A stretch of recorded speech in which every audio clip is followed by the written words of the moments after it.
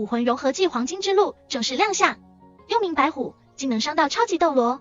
随着绝世唐门第14集的更新，霍雨浩团队与戴华彬团队的冠军争夺战也是正式完结。当然，双方也都是拼尽全力为了冠军奋斗，尤其是双方武魂融合技的比拼，特效堪比隔壁封号斗罗，简直帅得不要太夸张。其中黄金之路是第一次在大赛中亮相，而戴家朱家传承的幽冥白虎也是迎来万年后的首秀。而95级的超级斗罗严少哲竟然被幽冥白虎伤到，究竟是怎么回事呢？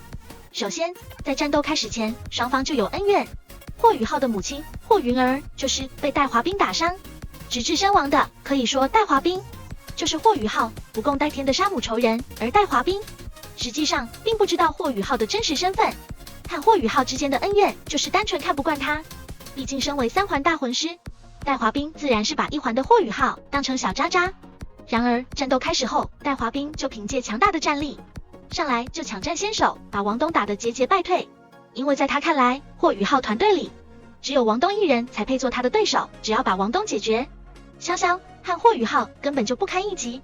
然而王东已经知道了霍雨浩和戴华彬的仇，所以在下手时更是招招对准戴华彬的要害。但两人的魂力等级实在是相差太大，在魂技对抗上，王东还是占下风，更是被霸道的白虎武魂打到吐血。在千钧一发之际，霍雨浩一招灵魂干扰打断崔雅洁的控制，让潇潇能用镇魂鼎限制敏攻系的朱露。只是让戴华彬没想到的，霍雨浩和王东在占据上风时，竟然没有选择2打1，而是利用时间差将崔雅洁淘汰。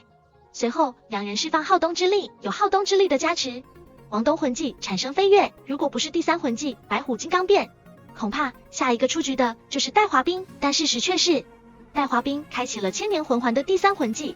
威力就是不一般。在白虎金刚变的加持下，戴华彬可以硬刚有浩东之力的王东和于浩，且不落下风。第3魂技虽强，但魂力消耗也是非常恐怖，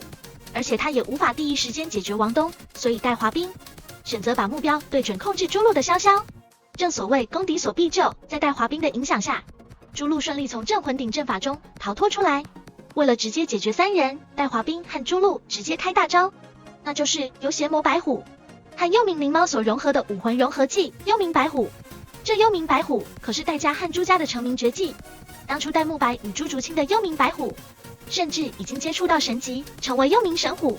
虽然戴华彬和朱露加起来只有5魂环，但所爆发的战斗力是非常强悍。潇潇的顶之震荡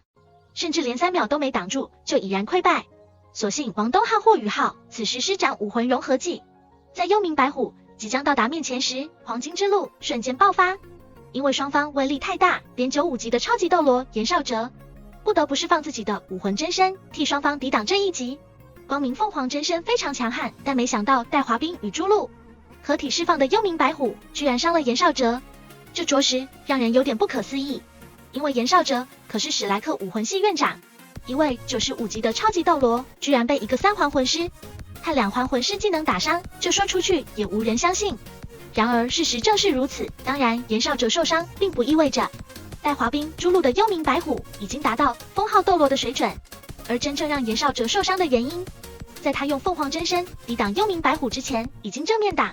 住了王东和霍雨浩的黄金之路。要知道黄金之路的特性就是暂时剥夺魂师的武魂，所以严少哲受伤的真正原因是凤凰真身先被黄金之路打散，导致其防御被破掉，这才让幽冥白虎得手。如此一来，就可以看出2个武魂融合技孰强孰弱，所以霍雨浩团队获得最终考核的总冠军也是实至名归，并不是幽冥白虎不厉害，只是黄金之路更强而已。本期就到这，下期我们继续。